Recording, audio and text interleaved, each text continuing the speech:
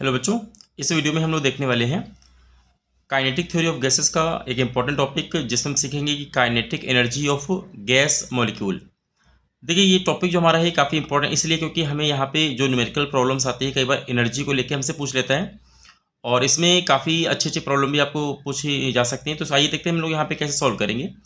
तो देखिए, यहाँ पे इसको काइनेटिक एनर्जी को समझने के लिए हम लोग यहाँ पे एक टॉपिक जो हमने पढ़ा हुआ है कि pressure of a gas in a container, उसको अगर एक बार आपने अगर नहीं देखा वीडियो तो प्लीज़ वो वीडियो आप जाकर एक बार देख लीजिए। उससे आपको सारी जो कॉन्सेप्ट मैंने आपको बताया वो एकदम क्लियर आपको हो जाएंगे। तो यहाँ पे मैंने क्या किया है कि यहाँ पे मैंने कंटेनर लिया हुआ है।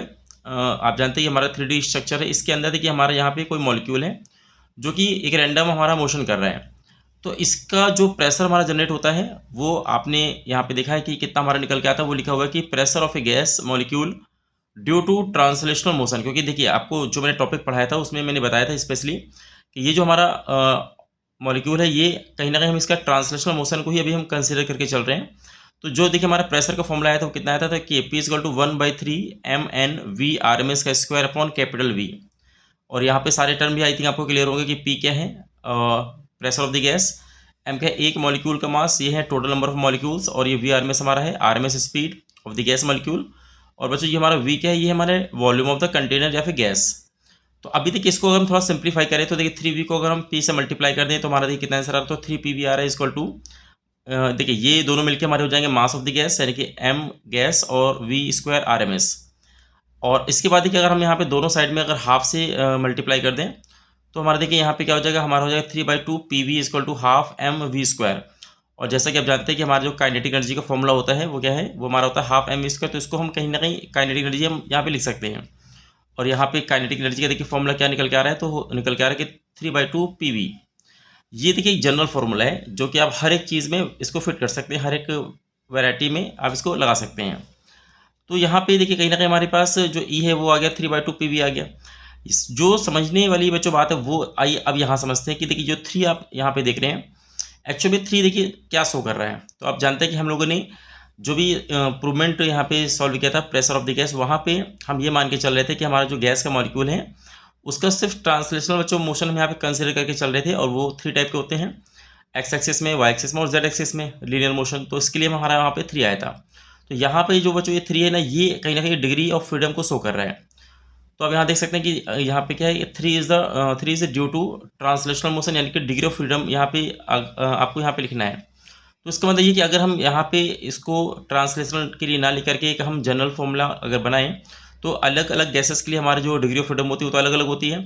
तो ऐसे में हमारा यहाँ पे इसको हम रिप्लेस कर सकते हैं एफ के सिंबल से। तो अगर देखिए एफ के सिंबल से अगर हम रिप्लेस करेंगे तो हमारा जो यहाँ पे काइनेटिक एनर्जी का फॉर्मूला आएगा वो आएगा equal to F/2 into P we.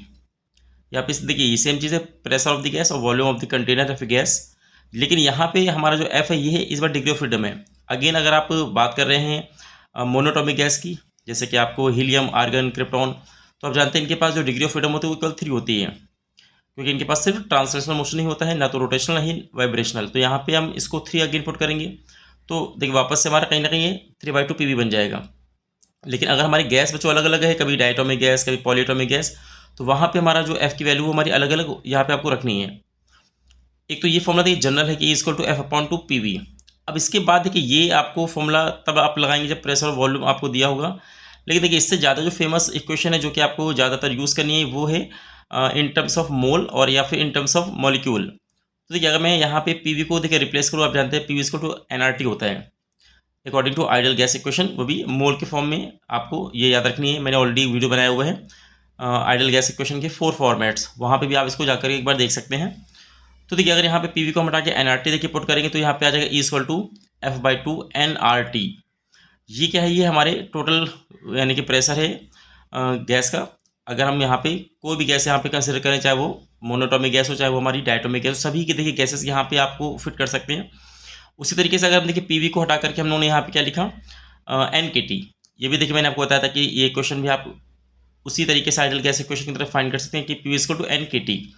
तो अगेन देखिए यहाँ पे F/2 को अगेन यहाँ पे कॉपी करिए और यहाँ पे NKT आप लिख सकते हैं। यहाँ पे क्या है देखिए बोल्ट्जमैन कांस्टेंट है, ये R क्या था हमारा यूनिवर्सल गैस कांस्टेंट, और ये नंबर ऑफ मोल है और ये नंबर ऑफ मॉलिक्यूल है। तो देखिए ये आपके जो फॉर्मूले आ रहे हैं ये इंपॉर्टेंट है।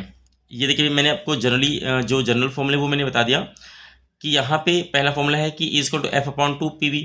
अब जो भी आपको गैस दिया जाएगा, आप वो गैस का नाम सुन के ऑलरेडी बस पहचान लेना कि कौन सी गैस है, मोनोटॉमिक गैस है कि पॉलीटॉमिक गैस है कि डायटोमिक गैस है।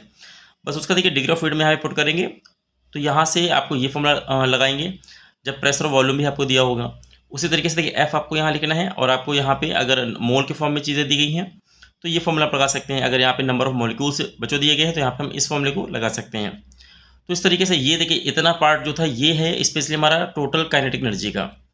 तो क्या आपको इतनी बात क्लियर हो रही है कि हाँ किसी भी गैस के मॉलिक्यूल की जो टोटल काइनेटिक एनर्जी होती है वो यहाँ पे हम कैसे निकालेंगे।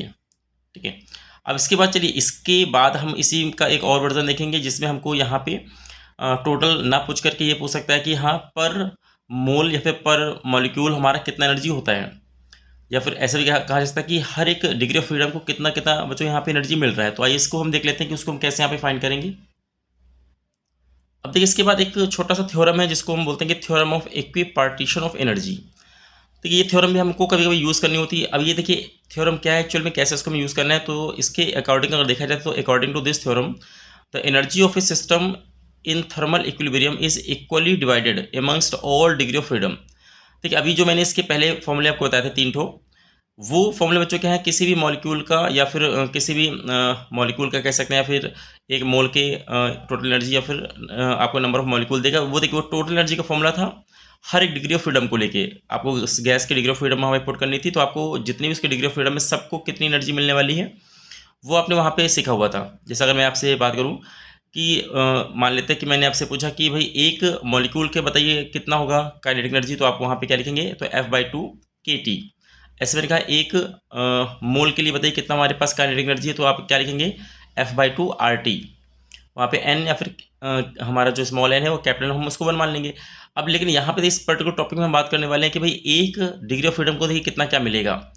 तो अगर देखिए यहाँ पे हम ये तो मैंने आपको समझा दिया कि हाँ थ्योरम हमारी क्या है कि हाँ equally divided amongst all degree of freedom को ही हम क्या बोल रहे हैं कि theorem of equipartition of energy. जैसे एग्जांपल के तौर पे आइए हम लोग बात कर लेते हैं। सपोज हमको यहाँ पे मोनोटॉमिक गैस कोई दिया गया है, जैसे हीलियम आर्गन आपको एग्जांपल अगर उसने दे दिया, तो आप जानते हैं कि उसका हमारा जो डिग्री ऑफ फ्रीडम होगा वो 3 होता है।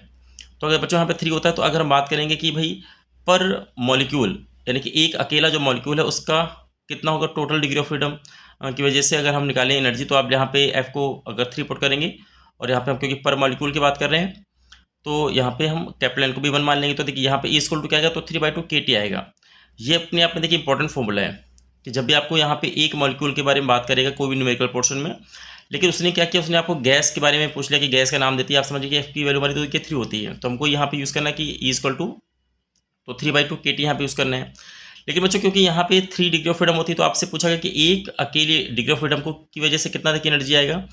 तो यहाँ पे आप कह सकते हैं कि देखिए 3/2 को कैसे हम तोड़ेंगे, ½ kT plus ½ kT plus ½ kT, मतलब कि पर यहाँ पे कह सकते हैं कि काइनेटिक एनर्जी पर molecule with each degree of freedom जो हमारा आंसर आएगा वो आएगा E= 1/2 kT आ जाएगा।